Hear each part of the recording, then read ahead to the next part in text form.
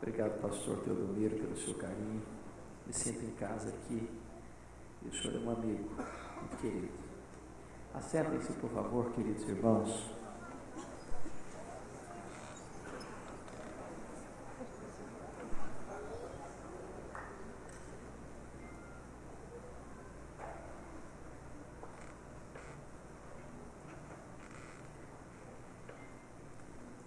Irmãos queridos, todos nós temos plena consciência de que estamos vivendo um tempo de muita angústia, de muita tensão, de muita apreensão no mundo inteiro. Estamos à beira de uma guerra nuclear. Se Deus não pôr a mão, os resultados podem ser imprevisíveis, dramáticos. 1985, Mikhail Gorbachev escreveu Perestroika. E já naquela época, ele disse que o arsenal nuclear que o mundo possuía dava para destruir o planeta Terra 27 vezes, transformando em poeira cósmica. Não tenho certeza se nós recuamos no desarmamento. Nós estamos vivendo uma época de terrorismo internacional, onde não se sabe contra quem lutar. E as mais poderosas nações da Terra andam temerosas, abaladas e com muito medo. Estamos vivendo o tempo do radicalismo religioso, do Estado Islâmico que mata sem piedade. Estamos vivendo uma época em que a paz é postiça.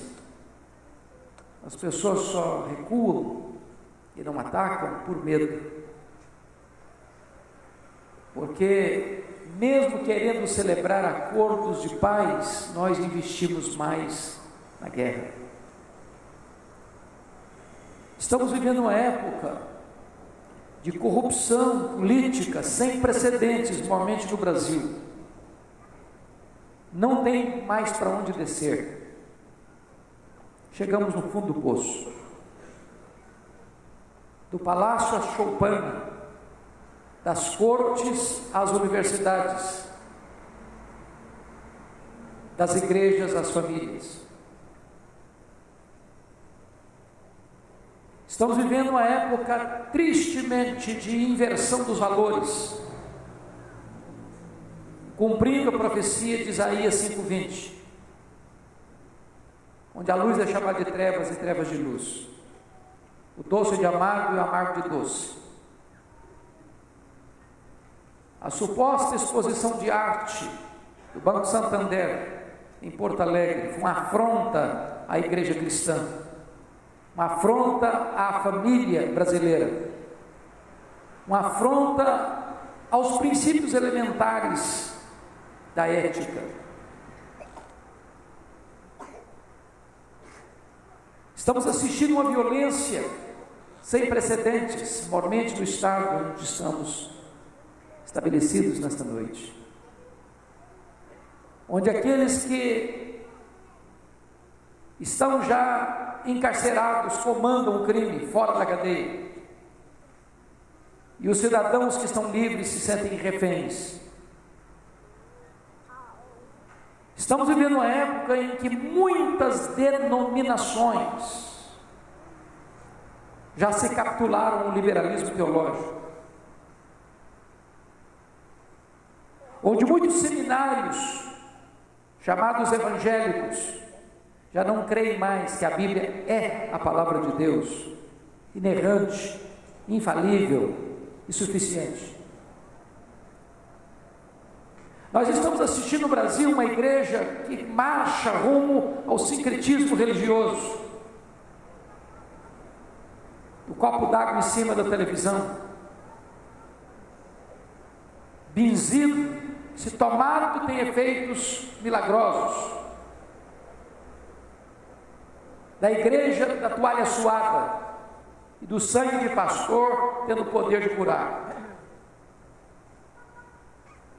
Estamos vivendo uma época em que as igrejas marcham rumo ao secularismo.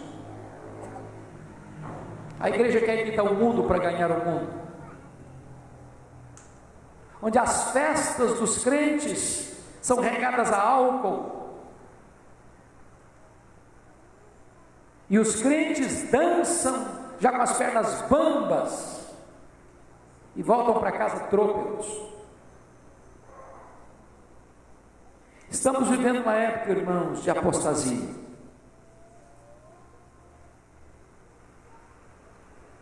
E você e eu não vemos outra saída para o Brasil,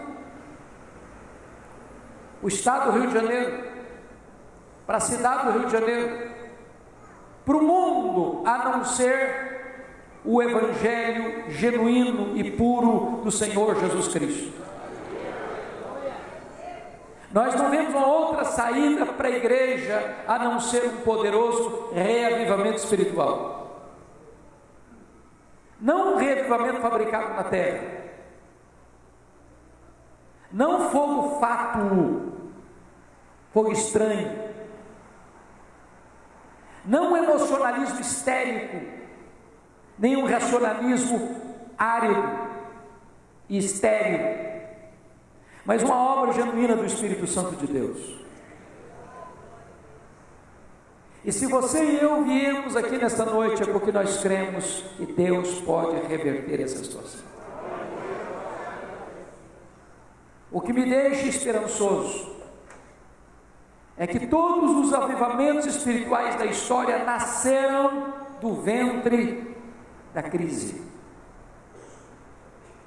É quando o homem chega no fundo do poço e baldam e esgotam todos os seus recursos, é que então esse homem se volta para Deus, e na sua misericórdia Deus transforma vales de ossos secos em exércitos poderosos. E é por isso que eu convido você a abrir sua Bíblia comigo no livro do profeta Isaías, no capítulo 44, os versos 3 a 5.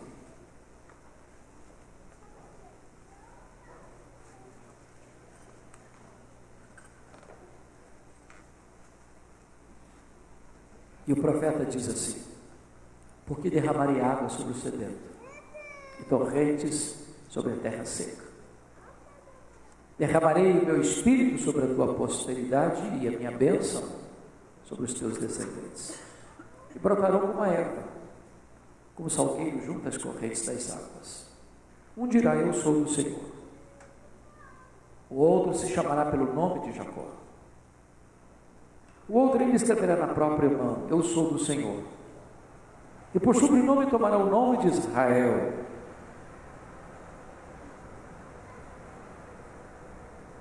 Eu quero pensar com você em algumas verdades desse texto.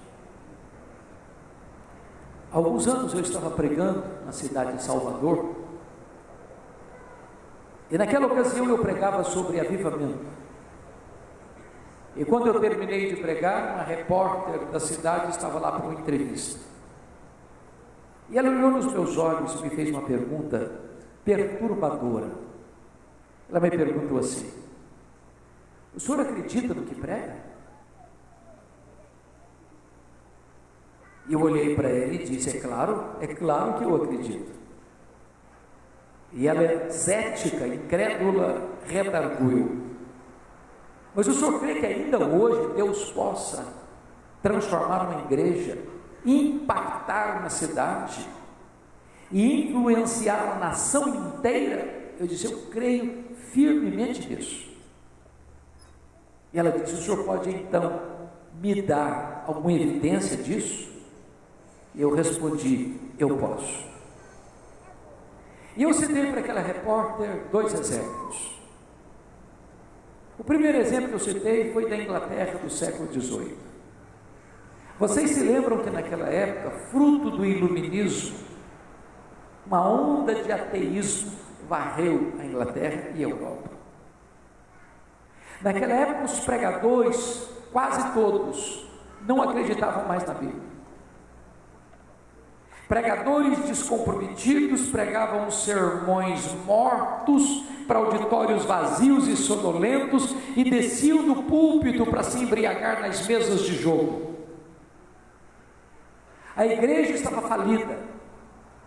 Os enciclopedistas diziam que dentro de uma década o cristianismo seria banido da Inglaterra e da Europa. A igreja parecia um vale de ossos secos. Quando todos, entretanto, apostavam no fracasso irremediável da igreja, Deus começou a levantar um grupo de universitários da Universidade de Oxford para orar por avivamento. Lá estava John Wesley, George Whitefield, Carlos Wesley, e eles se reuniam para confessar seus pecados, para chorar pela igreja e para clamar por um reavivamento espiritual. E foi uma vigília de oração, do dia 31 de dezembro de 1739, às 3 horas da madrugada, que os céus se fenderam e o Espírito Santo desceu sobre aquela reunião de oração. Aqueles jovens cheios do Espírito Santo se levantaram e as igrejas vazias ficaram cheias de pessoas famintas de Deus. Nas ruas as pessoas disputavam espaço para ouvir a palavra de Deus. Este avivamento varreu toda a Inglaterra. Dezenas de milhares de pessoas convertidas. A nação toda foi restaurada. E diz os enciclopedistas e os historiadores da época que foi este avivamento que salvou a Inglaterra do banho de sangue da Revolução Francesa. Deus impactou a nação inteira. Quando um grupo de estudantes colocaram-se na brecha em favor da nação, clamando aos céus um reavivamento espiritual. Eu citei para aquela repórter um exemplo mais contemporâneo.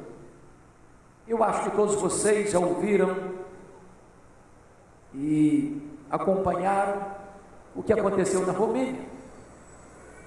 Durante longos anos a Romênia viveu debaixo de um governo cruel, carrasco, truculento do ditador Ceausescu e da sua mulher. A fome, a pobreza, a miséria, a opressão dominavam. Filas enormes para se comprar um litro de leite. E se alguém reclamasse na fila, podia ser morto pela polícia de Ceausescu. O que talvez alguns de vocês não sabem é que Deus libertou a Romênia em apenas 10 dias.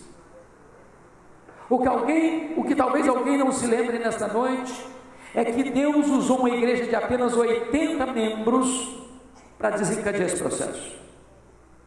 Tudo começa no dia 15 de dezembro de 1989, quando a polícia de Ceausescu cercou a casa do pastor Toderick para expulsá-lo da cidade de Timisoara. Os 80 membros fizeram um cordão de isolamento ao redor da casa do pastor e impediram que a polícia o expulsasse. A polícia foi buscar reforços. Os crentes da cidade se uniram. À boca da noite, um jovem batista comprou velas e as distribuiu para os crentes ao redor da casa. Quando a polícia chegou com as suas armas pesadas, começa a atirar impiedosamente nos crentes. Deram um tiro na perna desse moço batista, correram com ele para o hospital, para amputar-lhe a perna, para salvar-lhe a vida. E quando ele estava gemendo no seu leito de dor, alguém se aproxima e pergunta: você está arrependido, jovem? Ele respondeu: não, eu não estou arrependido. Eu perdi uma perna, mas eu acendi a primeira vela. Naquela mesma noite, uma jovem da Assembleia de Deus saiu gritando a plenos pulmões pelas ruas de Timisoara: Deus existe, Deus existe, Deus existe, liberdade, liberdade, liberdade. Esse grito encontrou ouvidos em toda a nação. 10 dias depois, 25 de dezembro de 1989, havia na capital da Romênia mais de 100.000 pessoas, sob a liderança dos pastores, gritando a plenos pulmões: Deus existe, Deus existe, Deus existe, liberdade, liberdade, liberdade.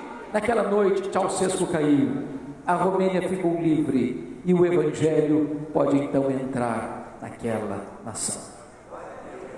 Eu creio, irmãos, que Deus pode fazer o mesmo na cidade do Rio de Janeiro, no estado do Rio de Janeiro, na nação brasileira. O texto que nós acabamos de ler nos fala sobre isso. Há 4 lições que eu quero tirar do texto. A primeira delas: o avivamento é uma promessa de Deus. Segundo, o avivamento é uma necessidade da igreja. Terceiro, o avivamento deve ser buscado pela igreja. Quarto, o avivamento traz resultados extraordinários para a igreja. Vamos ver o primeiro ponto. O avivamento é promessa de Deus. Volta os seus olhos comigo para o verso 3. Porque derramarei água sobre o sedento, torrente sobre a terra seca, derramarei meu espírito sobre a tua posteridade e a minha bênção sobre os teus descendentes. Essa promessa tem 2 características. A primeira delas é uma promessa segura, porque derramarei. Quem está prometendo isso não é um homem. Quem está prometendo isso não é um líder religioso. Quem está prometendo isso não é uma igreja. Quem está prometendo isso não é uma denominação religiosa. Quem está prometendo isso não é um concílio eclesiástico. Quem está prometendo isso é o Deus Todo-Poderoso. O Deus que não é homem para mentir. O Deus que fala e cumpre o que diz. O Deus que faz e ninguém pode impedir a sua mão de fazer. Irmãos, nós podemos e devemos aguardar um grande avivamento, porque Deus prometeu. Eu posso lhes dizer uma coisa: ninguém pode deter os passos de uma igreja cheia do Espírito Santo de Deus. Ninguém.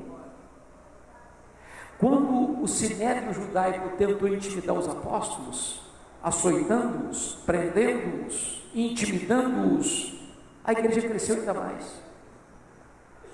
Quando os imperadores romanos, com truculência, crucificavam os crentes, queimavam-os vivos para iluminar as noites de Roma,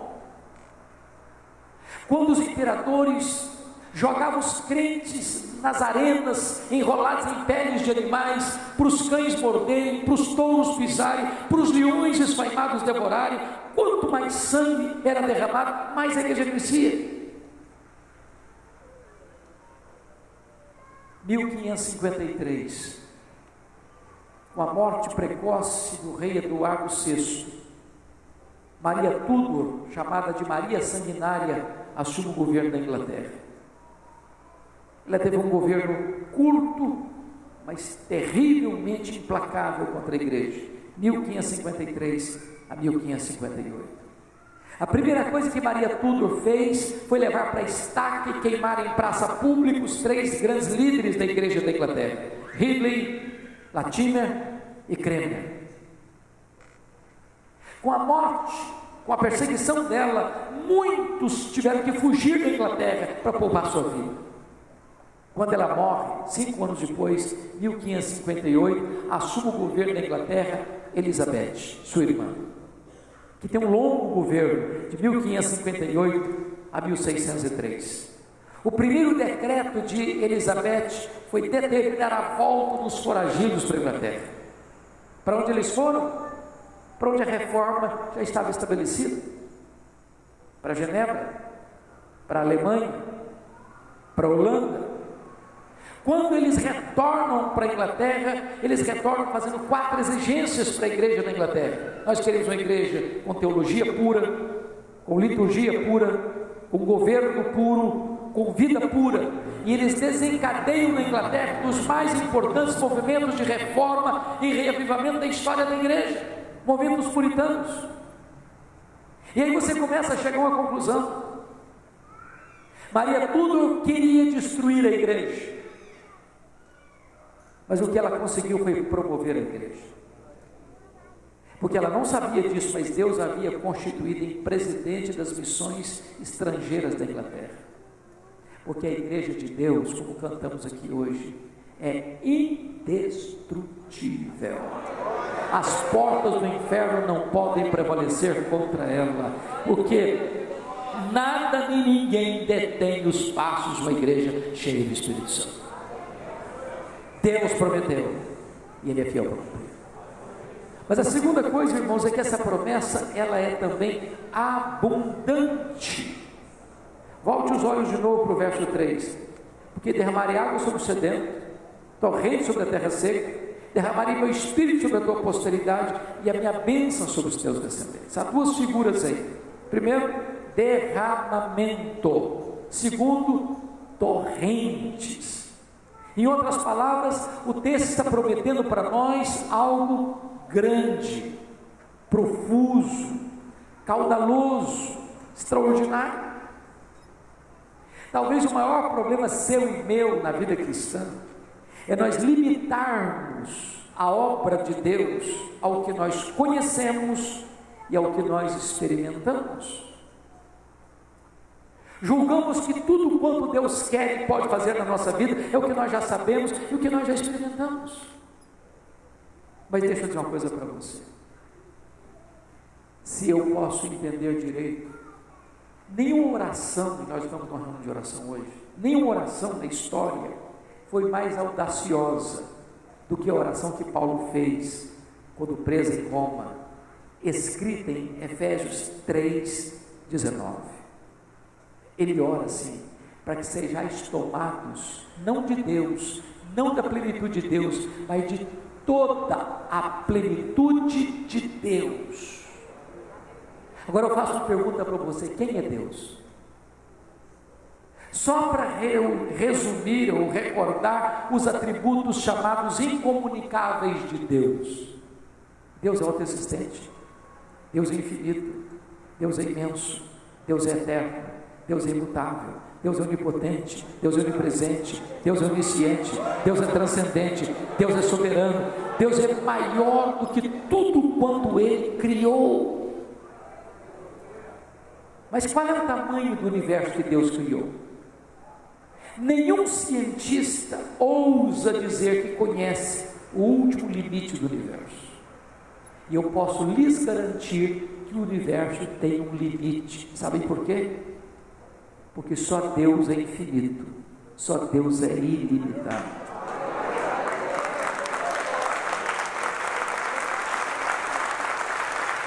Mas o que já se conhece hoje é que o nosso universo tem mais de 93 bilhões de anos-luz de diâmetro.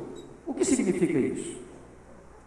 Significa que se você voasse a velocidade da luz, 300 mil quilômetros por segundo, nessa velocidade você demoraria mais de 93 bilhões de anos para ir de uma extremidade à outra do universo. Pois Deus é maior que o universo. Não tem um centímetro do universo que Deus não possa dizer: eu estou aqui e isso aqui é meu. E agora Paulo ora para que você e eu, frágeis vasos de barro, sejamos tomados de toda a plenitude de Deus. Aí você pensa: eu devia estar delirando.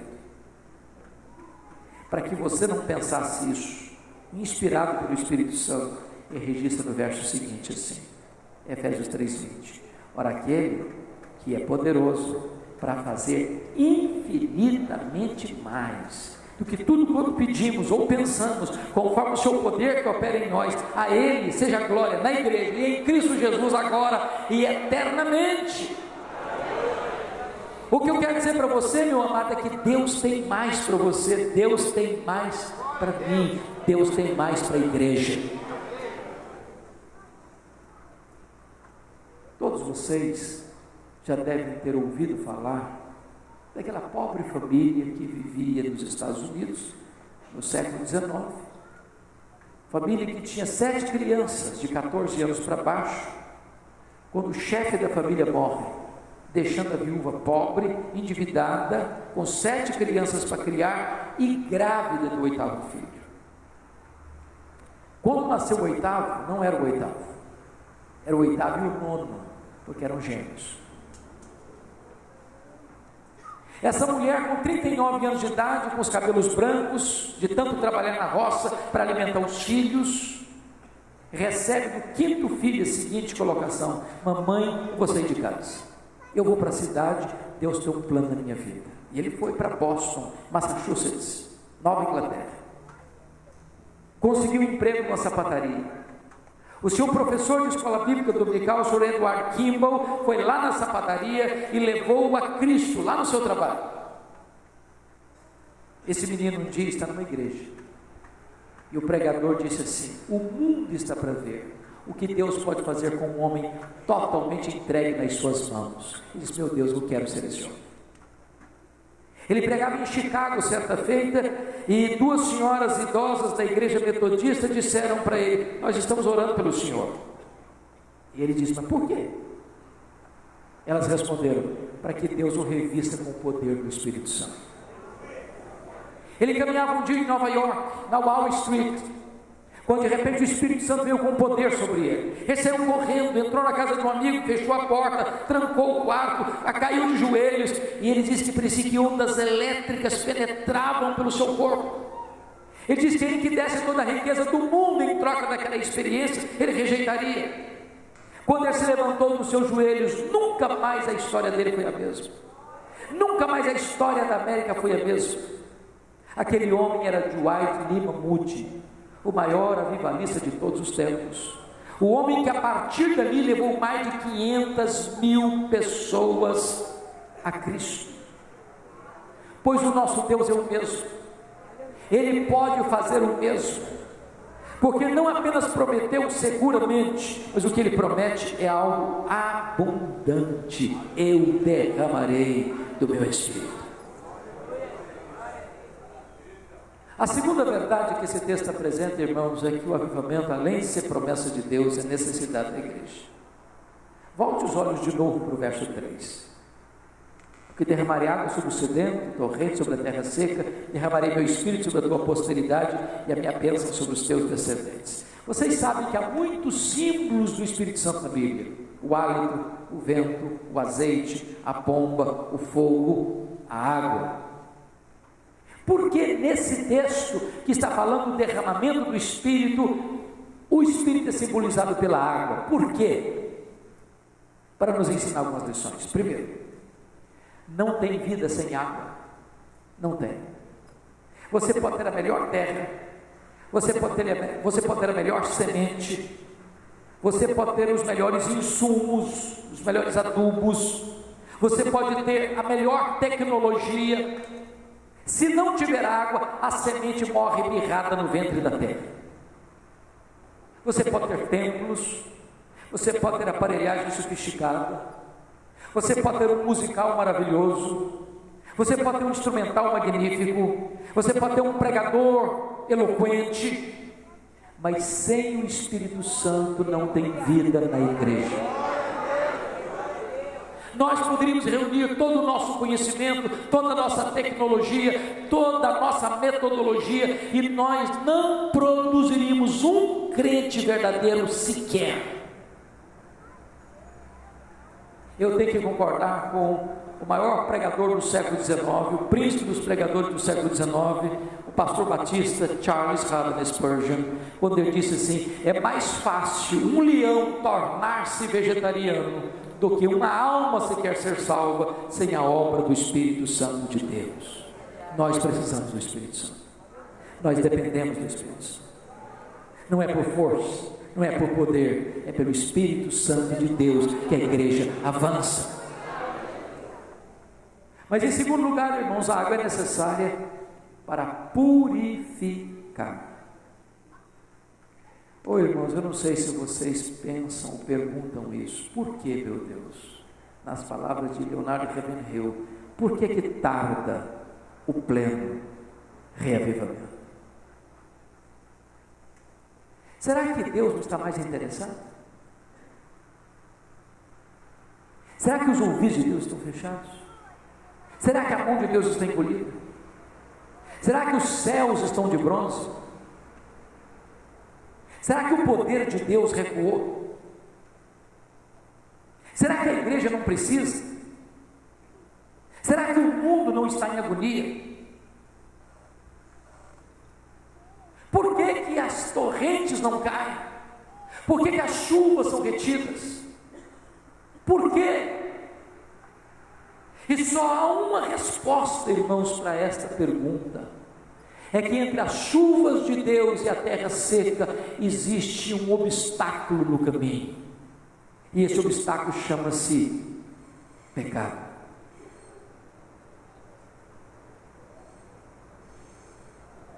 Há pecado, irmãos, no meio do arraial. As pessoas entram para a igreja, mas não mudam de vida.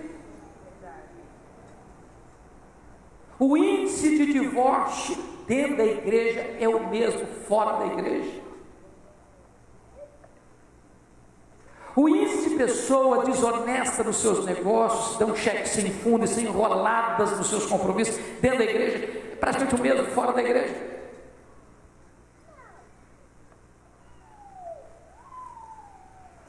A igreja está copiando o mundo para agradar o mundo. A igreja está cada dia mais se secularizando. Eu disse agora há pouco, irmãos, eu tenho rodado esse Brasil e tenho ficado triste. As festas de casamento dos crentes estão se transformando numa vergonha. Uma vergonha. Você sai da igreja, um culto maravilhoso, uma cerimônia belíssima, música de Deus maravilhosa. Quando você vai para o cerimonial, lá o pau quebra. Ah, quebra. A música que rola lá não tem nada a ver com Deus mais não. O som é lá no teto. Você sai de lá atordoado, surdo. As luzes se acendem com uma boate, e depois do povo de Deus chapado no álcool, vão para a pista de dança e voltam para casa bêbados, trôpegos. Olhe, irmãos, olhe para o retrovisor e veja as igrejas que entraram por esse caminho no passado, onde foram parar? Onde foram parar?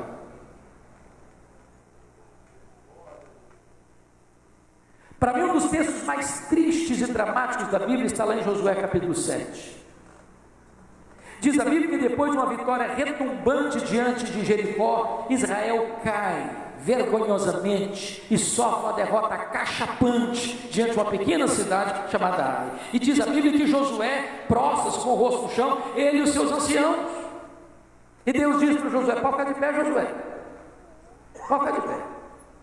Tem pecado no meio do arraial, e enquanto o pecado não for removido, eu não serei convosco, nem podereis resistir aos vossos inimigos. Há uma ideia equivocada no meio cristão hoje, que o maior problema da igreja é a presença do diabo. E não é, irmãos. O maior problema da igreja não é a presença do diabo, não. O maior problema da igreja é a ausência de Deus. É a ausência de Deus. Eu vou lhe dizer que o diabo sempre foi contra a igreja. Você acha que o diabo a favor da igreja uma vez? De jeito nenhum. Mas se a igreja é uma igreja santa, o diabo não pode com ela. O inferno não pode com ela, o mundo não pode com ela, a pobreza não pode com ela, a perseguição não pode com ela, nada pode deter os passos de uma igreja cheia do Espírito Santo. Mas o pecado emperra a igreja, enfraquece a igreja, coloca peias na igreja. Há um versículo que todo crente sabe de cor, Romanos 8:31. Se Deus é por nós, quem será contra nós? Nós vamos fazer esse versículo agora lá do avesso. Se Deus for contra nós, quem será por nós? O texto está dizendo que onde há pecado, Deus é contra. Eu não serei convosco.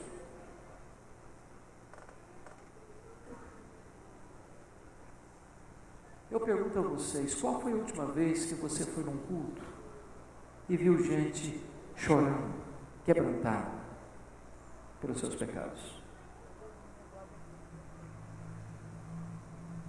Qual foi a última vez?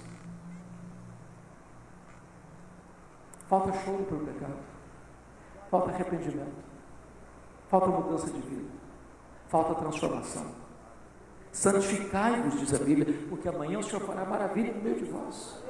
Se o meu povo, que se chama pelo meu nome, se humilhar e orar, e me buscar, e se converter de seus maus caminhos, então eu virei dos céus, perdoarei os seus pecados e sararei a sua terra. Irmãos, a nação é um produto da igreja.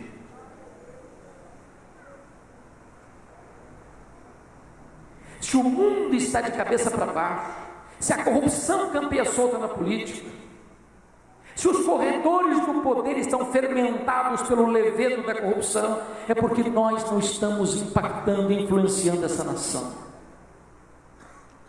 Aqueles que se levantam como chamados candidatos evangélicos, tantas vezes e com raras exceções, se imiscuem nos mesmos esquemas de corrupção.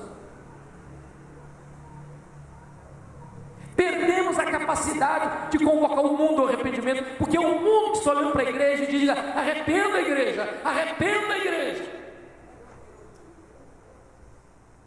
A Bíblia diz que é o Espírito Santo que convence de pecado, de justiça, de juízo. Nós precisamos do Espírito Santo, irmãos, para que haja choro pelo pecado, para que haja arrependimento genuíno, para que haja restauração da igreja.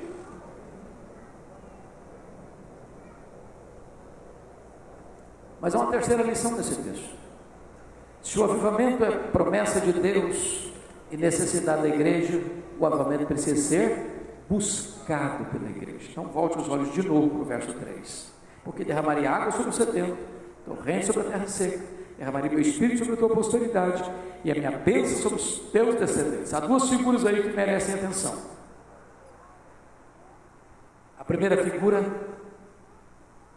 é sedento.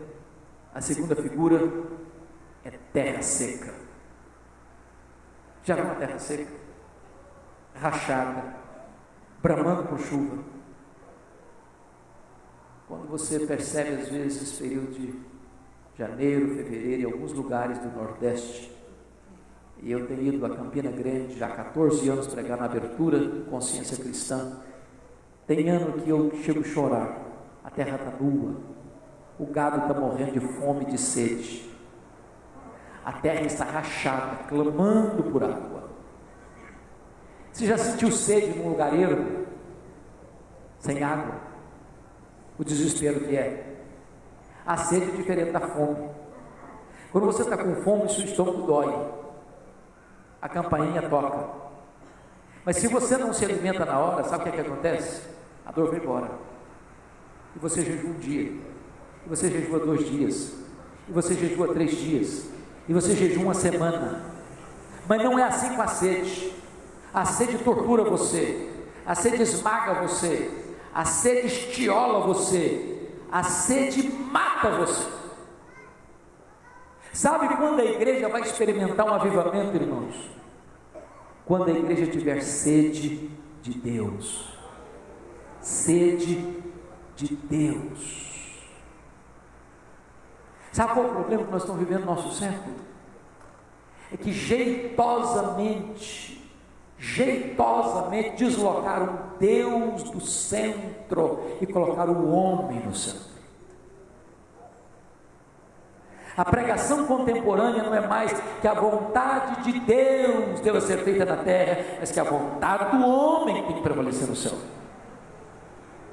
Não é mais o homem que está a serviço de Deus, agora é Deus que está a serviço do homem. Tudo é feito para o homem. Se prega para o homem, se canta para o homem, se faz culto para o homem, e tudo para o homem, para agradar o homem, porque o homem deve ser o centro do universo.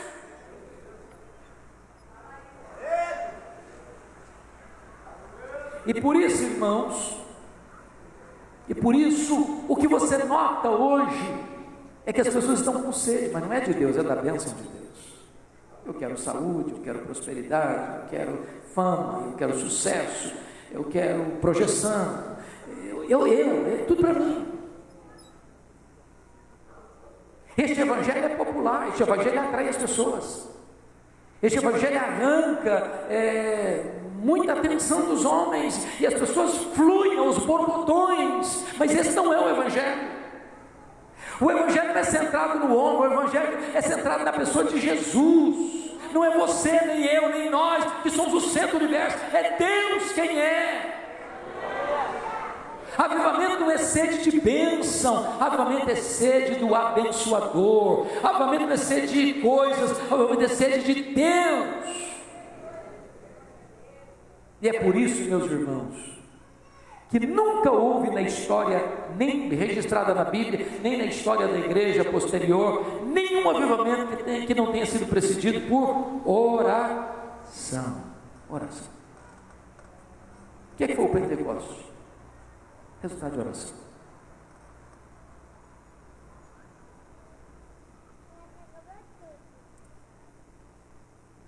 Hoje, em muitas igrejas, as reuniões de oração estão no CTI espiritual. Você tem tempo para churrasco, você tem tempo para festa, você tem tempo para aniversário, você tem tempo para ir no campo de futebol, você tem tempo para discutir política, você tem tempo para discutir o tempo, você tem tempo para falar amenidades, mas você não tem tempo para orar. Estamos ocupados demais com nós mesmos. Sem oração, não tem avivamento. Sem oração, não tem poder espiritual. Deus me deu a oportunidade de visitar a Coreia do Sul. Eu fiquei muito impactado. Visitei as 11 maiores igrejas de 5 mil, de 10 mil, de 15 mil, de 30 mil, 55 mil, de 82 mil, de 700 mil membros. Conforme o pastor Teodomiro me apresentou, vocês sabem que eu sou um pastor presbiteriano. A igreja presbiteriana chegou aqui no Brasil em 1859, portanto, há 158 anos. A igreja presbiteriana chegou na Coreia 28 anos depois que chegou no Brasil. Se nós somarmos todos os presbiterianos do Brasil, nós não temos 2 milhões de membros. Na Coreia são mais de 10 milhões de presbiterianos. Representa 23% da população coreana. Só em Seul tem mais de 10 mil igrejas presbiterianas. E fizemos uma pergunta para todas as igrejas que fomos, igreja metodista, presbiteriana, Assembleia de Deus, batista. Qual o segredo do crescimento dessa igreja? E a resposta unânime foi oração, oração, oração, oração. Nenhuma igreja na Coreia, seja de que denominação for, é organizada sem ter uma reunião diária de oração pela madrugada. Nenhuma. Quando eu questionei um professor que saiu da cátedra para plantar uma igreja, e a igreja com 5 anos estava com 6 mil membros, eu disse: vocês oram de madrugada porque vocês são orientais, essa é a cultura de vocês. E ele me respondeu assim: não, senhor. No mundo inteiro as pessoas levantam de madrugada para ganhar dinheiro. Nós levantamos de madrugada para orar porque Deus é prioridade na nossa vida.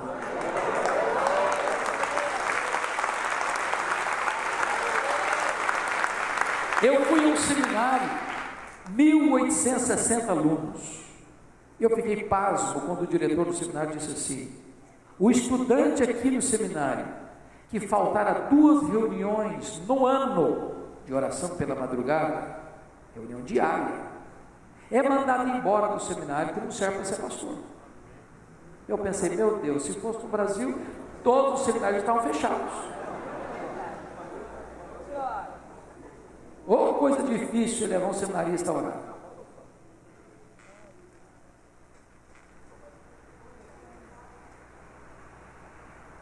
Nós fomos uma igreja que tinha 4 reuniões diárias de oração. 4. Uma das 4 às 5, outra das 5 às 6, outra das 6 às 7, outra das 7 às 8. Eu nunca tinha visto nada parecido. Nós fomos na segunda reunião de 5 às 6. Ainda estava escuro. Fazia frio. Quando nós nos aproximamos do templo, eu vi gente correndo na rua com a Bíblia na mão.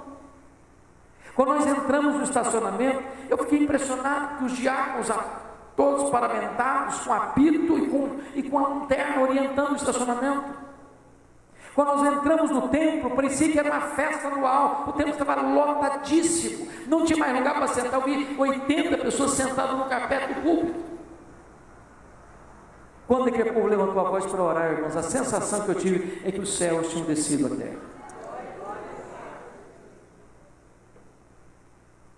Fomos na igreja metodista, o pastor que plantou a igreja, ainda é o pastor da igreja, plantou com a sua família. A igreja na época tinha 82 mil membros. Perguntamos, pastor, como é que explica isso? Ele disse assim: no sábado eu vou para a montanha de oração da igreja. Lá, antes de construir um acampamento, constrói uma montanha de oração.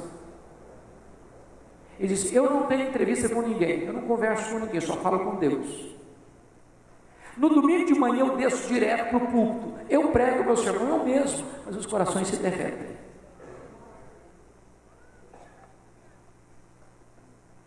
Nós preparamos a nossa cabeça, mas nós não preparamos o nosso coração.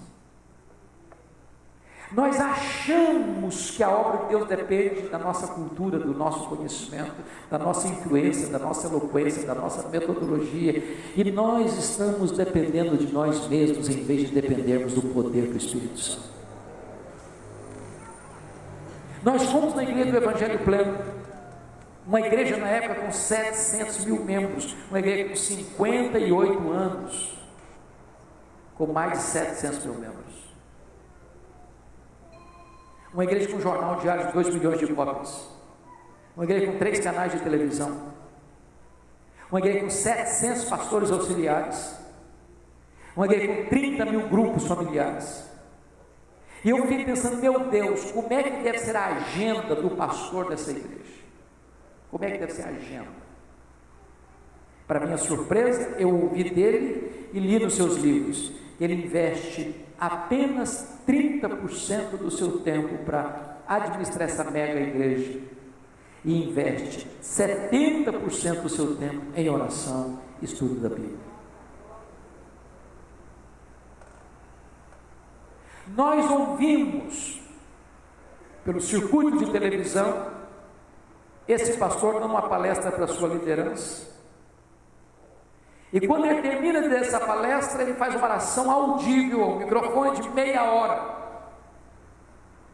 Quando ele foi dar uma entrevista para 82 pastores brasileiros, ele deu uma entrevista de 4 minutos. E o povo nosso ficou revoltado. Porque talvez se eu e você fôssemos fazer, inverteríamos isso. Faríamos uma oração de 4 e daríamos uma entrevista de 30. E ele estava nos ensinando uma lição. Deus vem em primeiro lugar. Um dia o telefone do seu gabinete tocou. Do outro lado da linha era o presidente da Coreia. E o presidente disse: eu quero falar com o pastor Paul. A secretária disse: ele não pode atender o senhor agora não, ele está orando. Aí o homem engrossou a voz, claro: eu sou o presidente da Coreia e quero falar com ele agora. A secretária disse: ele não vai atender o senhor não, ele está orando. Daqui a pouco o presidente liga bravo: eu liguei para o senhor não me atendeu. E o pastor respondeu calmamente: eu não atendi o senhor porque eu estava falando com alguém muito mais importante do que o senhor. Eu estava falando com o Rei dos Reis e com o Senhor dos Senhores.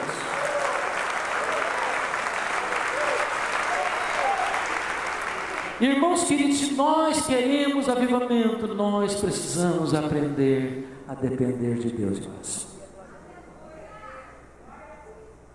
Deus me deu a bênção de ir a Quacinzabando, na África do Sul, onde aconteceu um dos mais importantes avivamentos do século passado, 1966. Não sei quantos de vocês já leram sobre esse avivamento, mas o pastor Ernest armava, pastor Teodomiro, uma tenda há 12 anos pregando o Evangelho para os Zulus, uma tribo, um povo feiticeiro, animista, com resultados pífios, magros. Até o dia que ele estava pregando, se assenta uma mulher no último banco. Quando ele terminou de pregar, ela foi encontrá-lo. E ela perguntou assim: o senhor pregou hoje que o seu Deus tem todo o poder? O pastor disse: sim, eu preguei hoje sobre esse assunto. Ela respirou aliviada e disse: então eu preciso do seu Deus. É que eu tenho uma filha endemoniada lá em casa, amarrada num tronco, igual um bicho. Vão lá em casa para minha filha ser liberta. O pastor Erwin Stig disse que sentiu um calafrio na espinha e pensou: meu Deus, e se não funcionar agora, o que é que eu vou fazer? Quando ele chega naquela casa, a situação era muito pior. A moça estava amarrada com arame, um tronco roliço no centro da casa, um casebre, igual uma fera selvagem, ensanguentada. Em vão, ele tentou expulsar os demônios daquela moça. Chamou os demais missionários, não conseguiram. Amarraram a moça, levaram-na para uma fazenda, ela quebrou tudo lá. Tiveram que devolver a moça no estado pior. E o pastor Erwin Stig tomou uma decisão: eu vou embora daqui. Eu não tenho mais autoridade para pregar aqui. Acabou meu ministério aqui. Quando ele estava arrumando as malas, Deus disse para ele: você não tem que ir embora, você tem que buscar poder. Ele parou tudo que estava fazendo, convocou os missionários e começaram a buscar a Deus todo dia, chorando, confessando pecados, acertando a vida com Deus, estudando versículo por versículo do livro de Atos e orando, dizendo: Deus, faz de novo, o Senhor fez, faz de novo, Senhor, faz de novo, Senhor. Nos últimos 3 meses, eles reuniam 3 vezes por dia e só conseguiam chorar, tamanho a convicção de pecados que Deus trouxe sobre eles. Depois de 3 meses de lágrimas, uma determinada manhã, quando estavam reunidos em oração, o Espírito Santo desceu sobre eles. A primeira coisa que fizeram foi ir naquela casa e libertar aquela moça no poder do nome de Jesus.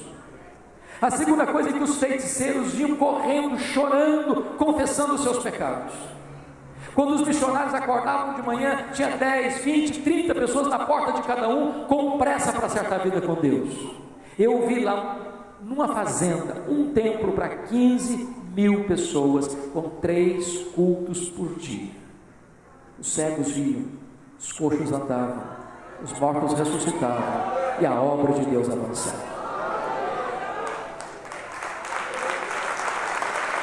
Sem oração, irmãos, não tem como.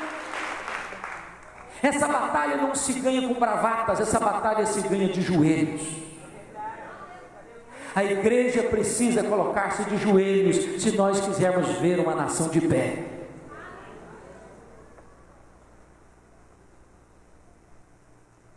Mas eu quero concluir. Avivamento é promessa de Deus. Avivamento é necessidade da igreja. Avivamento deve ser buscado pela igreja, mas em último lugar, quarto lugar, o avivamento traz resultados extraordinários para a igreja. E o primeiro resultado está aí no versículo 4: os teus descendentes brotarão como erva, como salgueiros junto às correntes das águas. Louvado seja o Senhor. Irmãos, nós temos visto frutos, é verdade, louvado seja o Senhor. Mas convenhamos, nós temos visto poucos resultados, magros resultados. Mas em tempos de avivamento, irmãos, Deus pode fazer mais em um dia do que nós conseguimos fazer em meses, anos de trabalho na força do braço. Eu fico pensando, pastor Teodomiro, quantas pessoas passam de frente dos nossos templos, todo dia, para lá e para cá, para lá e para cá, sem ser tocadas pelo poder do Espírito Santo. Em tempo de avivamento, irmãos, o Espírito Santo vai lá no estádio de futebol e mexe com o camarada lá na arquibancada. Vai lá na boate, a pessoa está lá louca, o Espírito Santo toca nela e ela sai desesperada, correndo para a igreja, buscando refúgio nos braços de Jesus. A pessoa está lá no bar da esquina e ela é tomada por uma convicção de pecado e ela está chorando, confessando os seus pecados. A pessoa está lá no submundo do crime ou no submundo da promiscuidade. O Espírito Santo vai lá e mexe com o coração dela e traz convicção de pecado. Ela sai correndo desesperada, pedindo misericórdia e socorro ao Deus vivo e todo-poderoso. Nós precisamos de experimentar, irmãos, um crescimento que seja explosivo, onde massas e multidões aos borbotões vêm com fome, com sede, para acertar a vida com Deus. Talvez um dos mais importantes avivamentos da história da igreja aconteceu no ano de 1904, no país de Gales. E começa com um adolescente. Nós temos alguns jovens aqui, deixa eu dizer uma coisa para vocês. Deus é maravilhoso, porque nem sempre Deus age pelas vias oficiais. Aí a gente pensa assim, obviamente se vier, vai vir por aquele homem mais culto, mais influente, mais conhecido. Pois Deus chama quem não é, para envergonhar quem é. Esse avivamento começou com um adolescente chamado Evan Roberts. E tudo começa quando ele entra no gabinete do seu pastor, já era um homem já idoso. Quando ele entra no gabinete, ele vê o seu pastor com o rosto no chão, prostrado, chorando e dizendo: meu Deus, dobra minha vida, oh meu Deus, dobra minha vida, dobra minha vida. O menino foi impactado. Ele estava estudando numa cidade vizinha. No domingo ele foi à igreja. Enquanto o pregador proclamava a mensagem, o coração dele ardia. E ardia para voltar para sua cidadezinha Lagoa, e na segunda-feira começou uma reunião de oração. Só que ele era neófito, novato na fé, não tinha discernimento espiritual direito ainda. Terminado o culto, ele foi ao pastor: disse: pastor, eu estou com o coração queimando, vontade de voltar para a minha cidade, começar uma reunião de oração amanhã, mas eu não sei discernir isso, se isso é voz de Deus ou voz do diabo, então o senhor me ajude. O pastor disse: meu filho, é para orar? Se é para orar, é Deus falando com você. O diabo manda ninguém orar, não. Se é para orar, pode voltar que Deus está falando com você. E ele voltou na segunda-feira, reuniu os jovens. A reunião foi de 7 da noite a 10h30 da noite. Na terça-feira a igreja estava em peso na reunião de oração. Na quarta-feira uma multidão na reunião de oração. Para encurtar a conversa, no sábado o comércio da cidade fechou. Não tinha nada mais interessante na cidade do que ir à reunião de oração. Em 6 meses, mais de 100 mil pessoas convertidas. Os estádios de futebol ficaram vazios no domingo, porque o povo queria ir para a igreja. Os bares fecharam as portas, porque o povo queria mais beber, queria ir para a igreja. Os juízes presenteavam uns aos outros com luvas brancas, porque não tinha mais gente para condenar. As pessoas estavam acertando a vida com Deus. Deus fez uma faxina na nação inteira, porque um adolescente começa a preparar o seu coração e clamar aos céus por um reavivamento espiritual. E quando Deus derrama o seu espírito, irmãos, então os descendentes de Abraão vão brotando como erva, como salgueiro junto às correntes das águas e aos borbotões. Essas pessoas vêm com fome e com sede de Deus, acertando a vida com o Senhor. O segundo resultado, irmãos, de um avivamento é testemunho verbal dos crentes. Olha o verso 5 comigo. Um dirá: eu sou do Senhor. O outro se chamará do nome de Jacó. Sabe qual é o problema hoje da igreja, irmãos? É que nós, comemorando 500 anos da reforma, não vivenciamos o princípio da reforma do sacerdócio universal dos crentes. Nós convidamos um vizinho nosso para vir à igreja ouvir o nosso pastor falar de Jesus para ele, porque é o nosso pastor que sabe falar de Jesus. E não entendemos que nós somos sacerdotes reais. Podemos trazer uma pessoa para o nosso pastor falar de Jesus para eles, mas nós podemos e devemos falar de Jesus para eles. O Instituto Moody chegou à conclusão de que apenas 5% dos crentes já levaram alguém pessoalmente a Cristo. 5% apenas. Eu tenho angústia na alma hoje em relação ao Brasil. Sabe de quê? Tem congresso demais acontecendo. Hoje, gente, é muita conferência, é muito congresso, é muito simpósio, é muito treinamento, é muita coisa, todo dia, o cara faz uma viagem de 1000 quilômetros para ir num congresso, como evangelizar, mas ele não atravessa a rua para falar de Jesus para o seu vizinho. Ele faz mestrado, ele faz doutorado, ele faz pós-doutorado em teologia, mas ele não sabe dizer João 3,16 para o amigo dele que está morrendo e indo para o inferno. Oh, irmãos amados, em tempos de avivamento, as crianças se levantam, os adolescentes se levantam, os jovens se levantam, os homens se levantam, as mulheres se levantam, os seminaristas se levantam, os pastores se levantam, os missionários se levantam, todos se levantam para dizer: eu sou do Senhor, eu sou do Senhor, eu sou do Senhor, eu sou do Senhor. Já imaginou esse exército aqui, saindo pelas ruas, pelos becos, pelas praças do Rio de Janeiro, dizendo: eu sou do Senhor, eu sou do Senhor, eu sou do Senhor, no escritório, na faculdade, na escola, no hospital, nas empresas, no comércio, na indústria, pelas ruas, por todo canto, por todo lado. Eu sou do Senhor, eu sou do Senhor, eu sou do Senhor. Nós impactaríamos o Rio de Janeiro.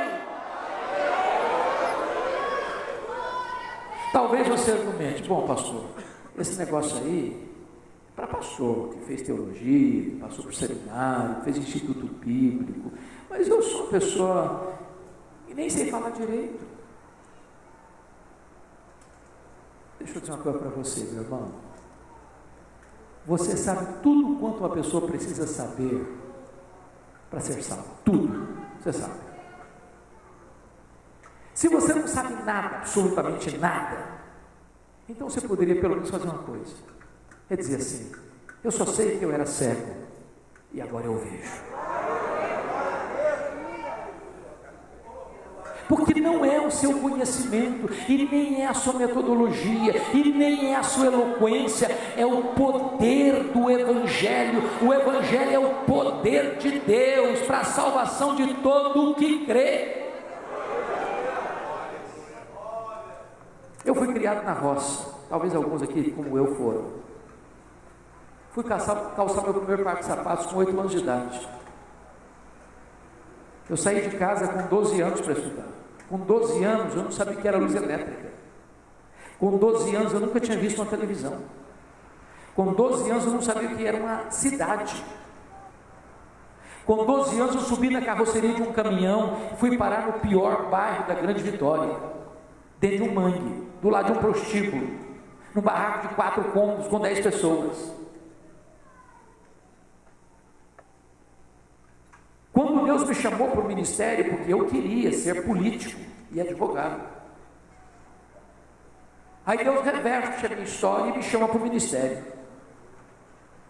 E eu hoje, se tivesse 10 vidas, queria usá-las todas para o ministério. Até hoje eu não consigo entender como um pastor sonha na vida em ser um vereador. Até hoje eu não entendo isso. Até hoje eu não entendo isso. Porque você devia pensar no que o pregador batista Spurgeon dizia para os seus alunos: meus filhos, se a rainha da Inglaterra convidar vocês para serem embaixadores em qualquer lugar do mundo, não rebaixem de posto, vocês já são embaixadores do Rei dos Reis e do Senhor dos Senhores.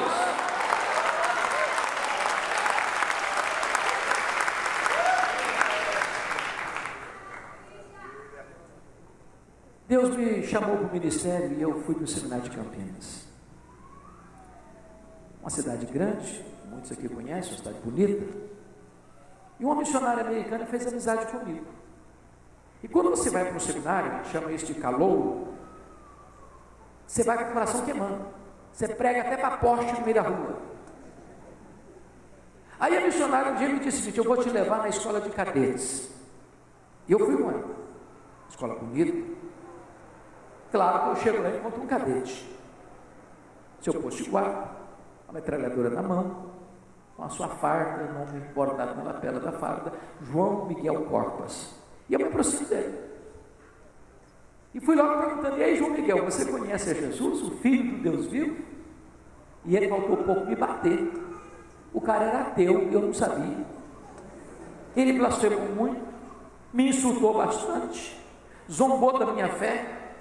Eu não acredito nessa tolice. E por favor, não me dirija a palavra. E eu fiquei desconcertado. Quase perdi o rumo de casa. Fiquei calado, mudo na presença dele. Mas antes de sair, Deus me deu um pouquinho de coragem. Eu disse: João Miguel Copas, eu preciso ir embora, mas eu tenho que falar 3 coisas para você antes de ir embora. Primeira coisa, João Miguel Copas, Deus não depende de você acreditar nele para ele existir. Ele existe assim mesmo. Segundo, esse Deus ama você. Esse Deus revelou o amor dele por você, mandando seu filho, seu único filho ao mundo, para morrer pelos seus pecados, para dar a você a vida eterna. E a terceira coisa é que você é um pecador. E se você não se arrepender, você vai para o inferno. E até logo. E saiu mais rápido. O cara estava com a metralhadora na mão. O que eu nunca podia esperar é que a mesma missionária voltasse ao seminário no dia seguinte. E ela voltou.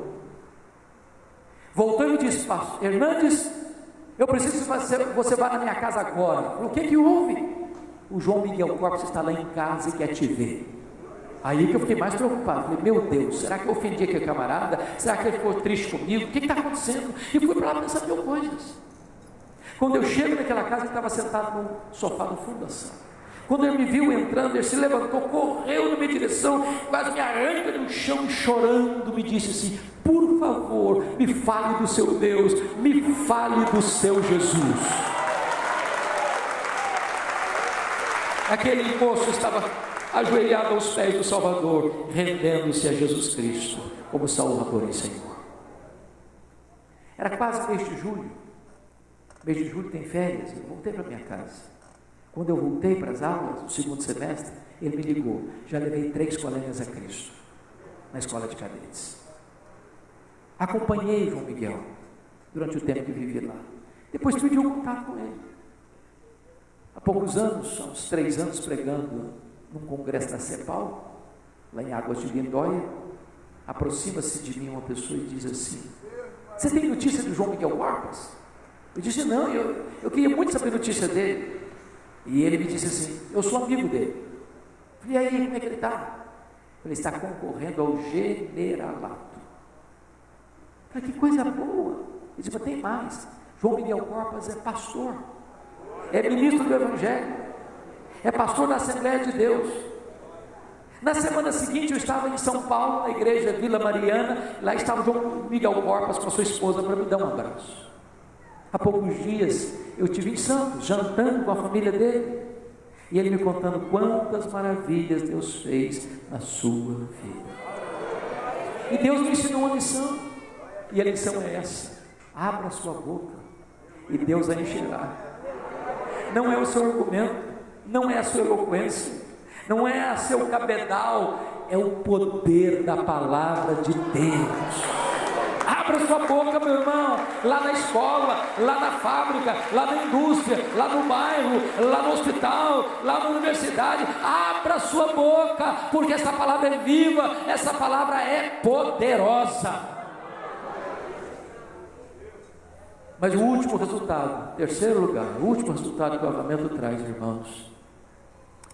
Primeiro é crescimento numérico da igreja. Segundo, é testemunho verbal dos crentes. Terceiro, é testemunho de vida, porque o versículo 5 diz: o outro escreverá na própria mão: eu sou do Senhor.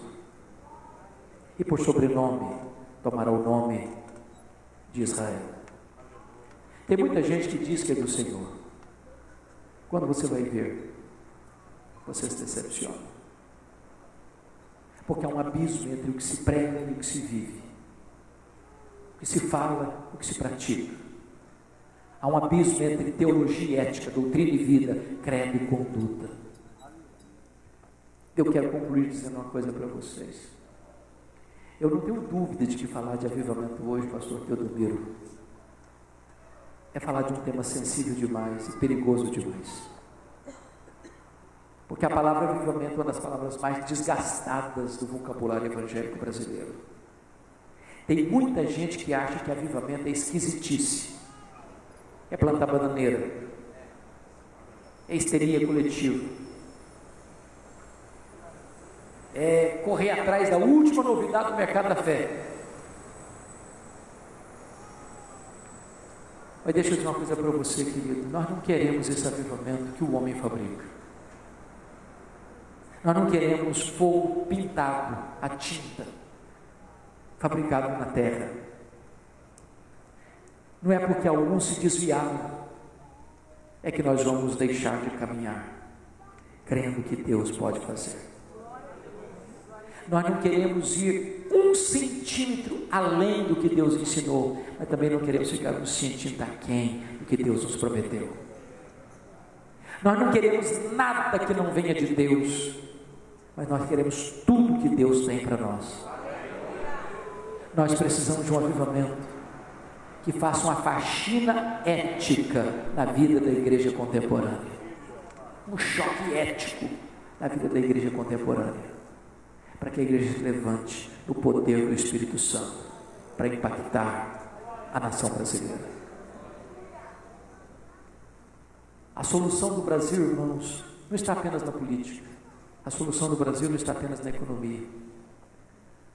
A solução do Brasil não está apenas na educação.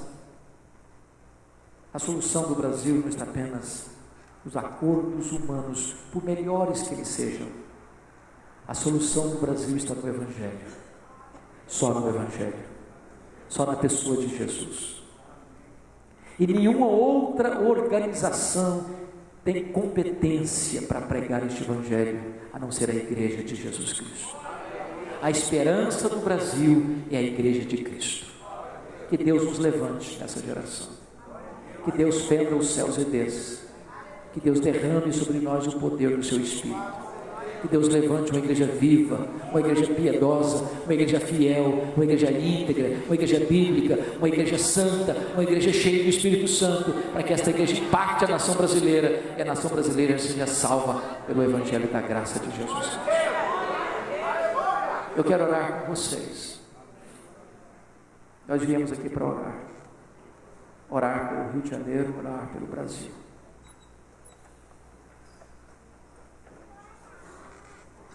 E nós vamos fazer isso agora.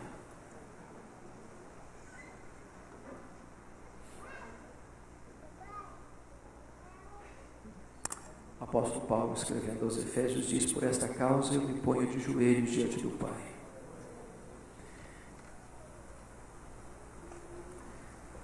Senhor Deus, aqui está a tua igreja, a noiva do Cordeiro, a escrava resgatada, a menina dos teus olhos. Aqui está o teu rebanho, a tua família, o corpo de Cristo. Aqui está a tua herança, a menina dos teus olhos, a tua delícia. Nós precisamos de cura, Senhor. Nós precisamos de arrependimento. Nós precisamos rever nossos valores, nossos princípios. Nós precisamos voltar ao primeiro amor. Nós precisamos emendar nossas veredas. Mas nós não temos forças para isso. Nós não somos o nosso próprio remédio. Nós não podemos mudar a nós mesmos. Por isso, nesta noite, nós clamamos aos céus: tem misericórdia de nós, restaura a nossa sorte, Senhor.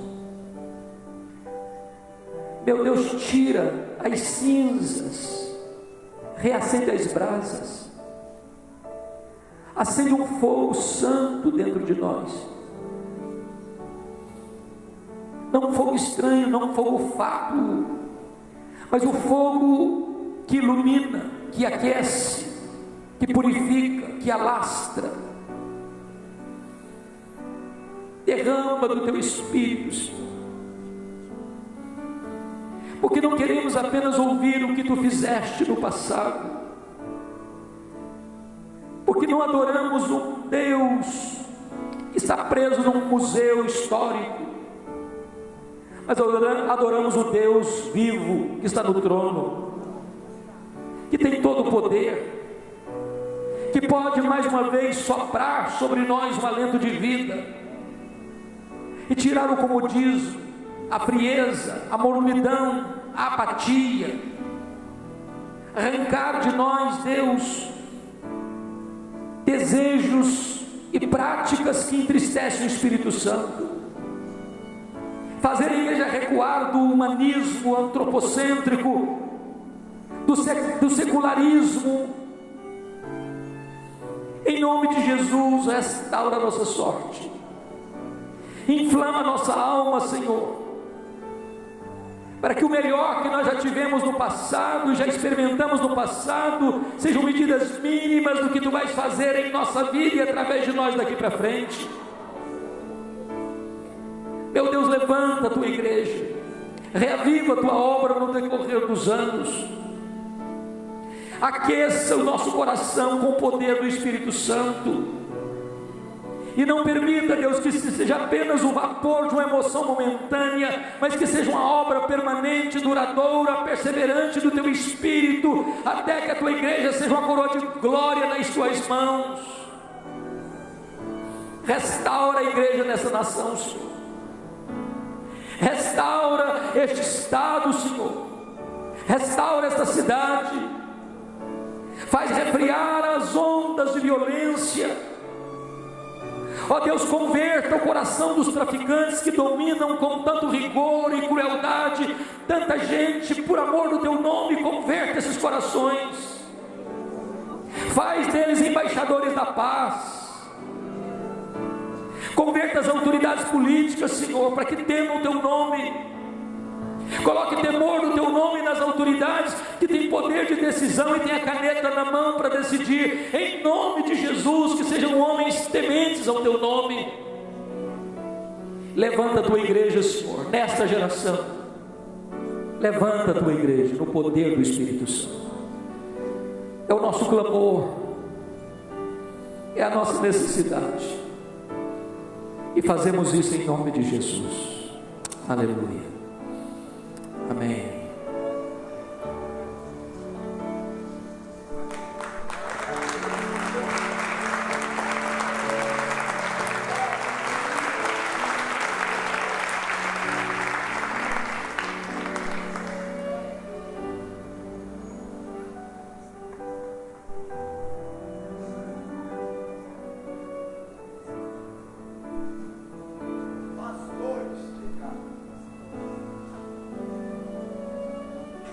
Pastor, vem aqui, todos vocês, vem cá.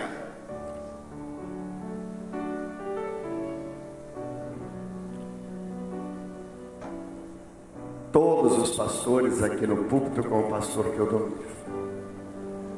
Vem aqui rapidamente, já vamos terminar. Pode ficar tranquilo. Vem cá, pastor Luimaí. Vem aqui, meu querido.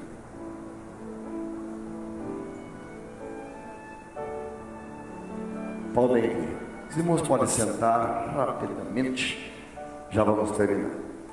Eu quero nesta hora agradecer muitíssimo ao reverendo Hernando Dias Lopes pela maneira com que nos atendeu, pela preciosidade da palavra que nos trouxe nesta noite, histórica, teológica, profética e muito para um tempo como este. Penso que todo mundo aqui precisava esta palavra ouvir. Reverendo, pastor Hernando, nosso carinho, nosso abraço. Deus o abençoe por onde e onde. Pode chegar para cá, queridos colegas. Pode chegar para cá. Eu quero fazer um destaque agora muito especial. Pastor, aqui. Meus amados, este homem de Deus me recebeu na sexta-feira última com tanta fidalguia, distinção, que eu fiquei